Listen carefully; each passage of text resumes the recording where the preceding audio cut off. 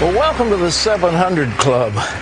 Conservatives think, lock them up, take away parole, throw away the key, and let's have more prisons. Well, the truth is we're spending probably more on prisons than we are on education. America has more people locked up than I think any other country per capita in the world, and it is not improving one bit.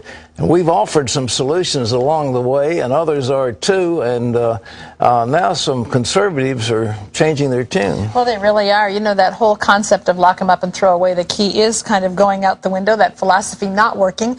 Instead, they're campaigning to fix the system with faith as a focus. Here's Paul Strand. These conservative leaders have realized billions of dollars can be saved getting smart on crime rather than just tough on crime. Save money and keep the public safer. Pat Nolan of Prison Fellowship says the prison system now costs $68 billion a year, up 400% in the last 25 years, while America's population is up only 5%. We could probably save on the $4 or $5 billion, and we would be safer. There are some states now that are spending as much money building prisons as they are educating their children. Texas has been leading the way in reforms conservatives can embrace. We have saved billions of dollars. Crime rate has gone down 9%, and we've improved public safety. These conservatives are launching a campaign called Right on Crime to educate state leaders about proven reforms like those in Texas. These can be seen at their new website, rightoncrime.com. Solutions range from using more community programs like drug rehab and taking crimes off the books that aren't really crimes. These conservative panelists all say reform should certainly involve the proven religious-based programs like Prison Fellowship pushes. The government doesn't have enough money to put into trying to transform inmates. That's where the church comes in. We can come alongside the inmates with mentor programs, with discipleship program, teach them how to live life as a Christian, trying to bring their families back together to heal those wounds. The prison system left to its own devices sees 50% of its freed prisoners right back within 3 years, a 50% failure rate. These conservatives say that's unconscionable.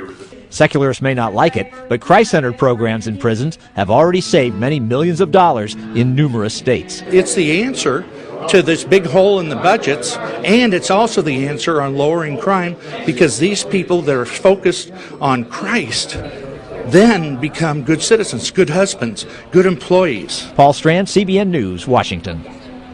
Thanks, Paul. You know, it got to be a big deal in campaigns. He's tough on crime, lock them up, you know. And that's the way these guys ran, and they got elected. But that wasn't the answer. It really isn't working. And you know, they're now opening in some places faith-based dorms where the women are really being discipled. And you know, in the end, they're going back out into society, most of them.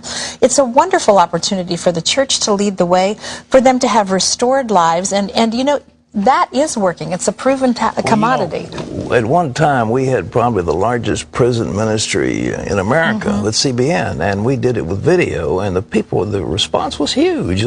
Those men and women want to know the Lord, but there's something else we've got to recognize. We're locking up people that take a couple of puffs of marijuana, and the next thing you know, they got 10 years. They've got mandatory sentences, and these judges just say, they throw up their hands and say, there's nothing we can do, there's mandatory sentences. We've got to take a look at what we're considering crimes, and that's one of them. I mean, I'm not exactly for the use of drugs, don't get me wrong, but I just believe that criminalizing marijuana, criminalizing the possession of a few ounces of pot and that kind of thing, I mean, it's costing us a fortune, and it's ruining young people. Young people go into prisons, they come out, they go in as youths, and they come out as hardened criminals, and that's not a good thing. Exactly.